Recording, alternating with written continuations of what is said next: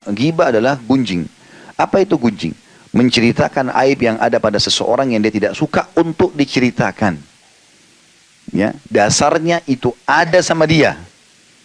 Jalannya pincang, omongannya cadel misalnya, apalah, ada aib apa saja pada diri dia.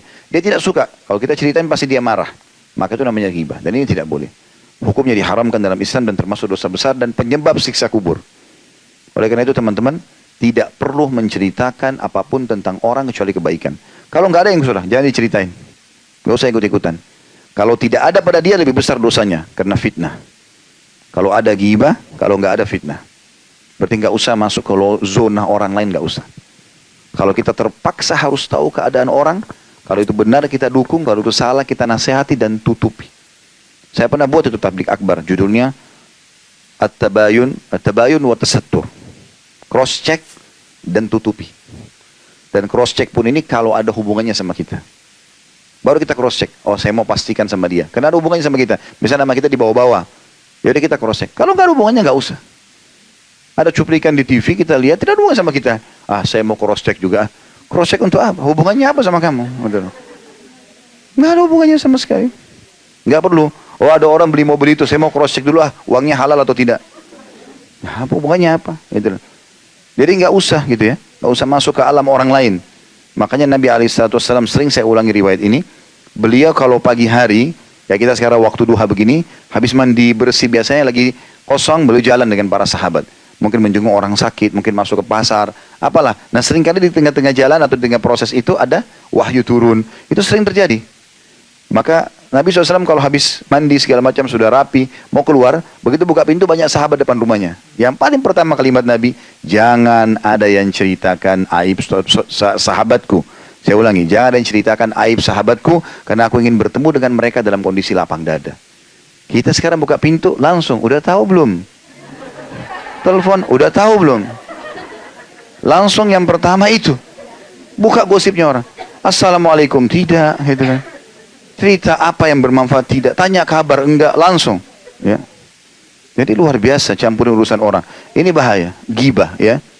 Kalau Bapak Ibu dengar orang menceritakan, apalagi kalau baru kenalan ya, baru kenalan sudah mulai cerita tentang aib suaminya, aib istrinya, pekerjaannya, berarti tidak layak jadi teman itu.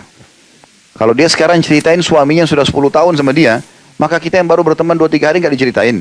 Diceritain sama dia nanti. Emang sudah begitu. Kalau kita ketemu sama orang, dia berbicara hanya yang bermanfaat saja.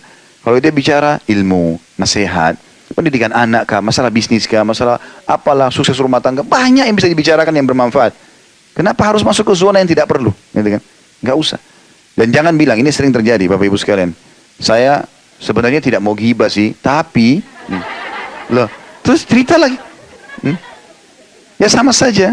Dia hanya mau nambah sedikit pembukaan di masalah ghibahnya. Nggak bisa, jangan masuk di situ. Dan ini saya lihat dijadikan sebagai pola di medsos kita, gosip nomor 1. Gosip itu ghibah. Masuk ke rumah tangga orang, ribut sama pembantunya, rumah tangganya dengan pekerjaannya, macam-macam, mobilnya orang dibahas. Kadang-kadang dicari, mungkin kalau pakai sendal pun dibahas. Kenapa pakai sendal merek itu, kenapa begini dan begitu. Ini jadi masalah. Saya pernah ketemu dengan salah satu tokoh masyarakat, dia bilang, sampai pada tingkat meludah saja dinilai. Mungkin orang jalan dilihat, depan pintu dilihat, di mata-matanya dari jarak jauh. Ini orang keluar mau kemana nih arahnya, diikutin untuk buat info saja, berita. Ini semua nggak benar, dalam Islam tidak boleh. Makin kita tidak tahu sesuatu, maka jangan dicampur tahu, nggak usah. Allah Subhanahu Wa Taala sudah mengamanahkan di pundak setiap orang di antara kita 2 malaikat yang tidak pernah tidur, ngawasin terus. Nggak usah kita yang campuri urusan orang. Sekali lagi kalau kita lihat ada aib, maka tugas kita luruskan. Kalau itu benar kita dukung.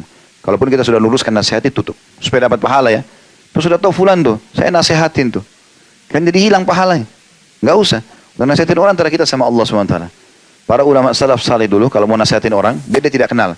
Dia datang mendekat lalu dia mengatakan, saudaraku, saya mendapat informasi, karena dia merasa dia sampai di bawah namanya. Maka dia ada urusan sama dia, mengatakan, telah berita begini dan begitu. Nasihat saya bertakwalah kepada Allah, harus begini, harus begitu, harus begini. Selesai. Kata orang-orang yang diberikan nasihat, saya mendengarkan suara itu dengan nasihat itu seperti sebuah air sejuk di musim panas. Karena nasihatnya bertakwa sama Allah, hati-hati dengan siksa kubur, hati-hati dengan siksa neraka. Bagaimana kalau orang itu begini dan begini, bagaimana kalau kau di posisi dia. Setelah selesai dia bilang, begitu saya balik, saya lihat orangnya tidak ada. Udah hilang. Dia cuma nasihatin, dia pergi. Nggak butuh apa-apa. Jadi orang tidak ada masalah dunianya karena dia berpikir bagaimana mendapatkan pahala. Sekali orang yang nasihatin dia baik, maka sudah didapat pahalanya, kan begitu. Itu yang mesti kita lakukan. Jadi tinggalkan semua ini, bahaya sekali. Ghibah ini yang sekarang sudah seperti menjadi sebuah makanan ya. Ya, seperti sudah orang gibahin suaminya sendiri, istrinya sendiri, anaknya, segala macam hal. Ya, pembantunya lah segala macam. Ada orang pernah interaksi sama kita teman-teman, dia punya kekurangan, dia udah berhenti, udah biarin aja sudah, dia berhenti selesai, udah jangan dicampuri lagi. Dia mau bicara apa terserah dia, pokoknya kita sudah tidak ada. Intinya kan mudaratnya kita sudah selesai. Begitu orang mukmin. Udah roda kehidupan harus berjalan, jangan sibuk urus terus masalah itu. Ada orang dibawa masalah, dia pernah masalah sama pembantunya 10 tahun sudah berhenti, pembantu itu masih diceritain sampai sekarang. Untuk apa sekarang? Cerita untuk apa? Manfaatnya apa? Dia masalah sama kita kan dia sudah berhenti, ya udah selesai. Udah biarin aja. Kalau dia bicara, dia pun bicara urusan dia sama Allah. Dan sampai kemana sih kata-katanya? Sampai di mana dia mau tulis kata-kata? Dia cerita sama 3-4 orang, 10 orang, habis itu berhenti kan? Kita panen pahalanya, gitu kan? Makanya seorang salafus saleh pernah digosipin oleh seseorang. Dia senyum. Kebetulan dia baru beli kurma masih sama tangkainya. Kurmanya masih segar-segar. Dia suruh muridnya satu orang bawa ini ke orang sana. Titip pesan ya. Bilang sebagai balasan atas kau transfer pahalamu, kau kasih pahalamu ke saya karena kau gosipin saya, ini balasannya, saya balas kau dengan kurma yang segar ini. Artinya dia ingin mendakwahi orang itu sekaligus juga memberikan gambaran, bahaya loh kamu ini pahalamu hilang. Gitu loh. Dan ini saya balas kamu, kau mau buruk saya tetap balas kau dengan kebaikan. Seperti itulah kurang lebih. Ya, jadi selalu yang terdengar oleh kuping kita, yang dilihat oleh mata kita, yang terucap dengan lisan kita semuanya kebaikan. Bagi orang mukmin selalu emas saja. Nasihat, manfaat, ilmu, segala macam itu saja. Dari manfaat ke manfaat yang lain. Gak ada manfaatnya jangan didengarin udah. Gak perlu. Dan ingat, semua yang didengar oleh kuping kita jangan langsung dinukil dengan mulut. Karena Nabi SAW mengatakan cukuplah dosa yang sangat berat bagi orang yang semua yang dia dengar dinukil dengan mulutnya. Baru dengar langsung dilempar. Padahal sebenarnya belum tentu itu benar. Bagaimana kita tarik sekarang? Kita teman-teman kalau sudah melemparkan kata-kata itu susah sekali. Selama masih di lisan kita, maka masih milik kita. Kita bisa telan kembali, gak usah diucapkan. Kontrol diri. Tapi kalau kita sudah ucapin, ini luar biasa. Pepatah bahasa Arab mengatakan, kalau kau titip sama orang emas, pastikan tidak akan bertambah. Tidak mungkin, bahkan bisa berkurang kalau kita titip emas. Tapi kalau kau titip kata-kata, pastikan akan bertambah.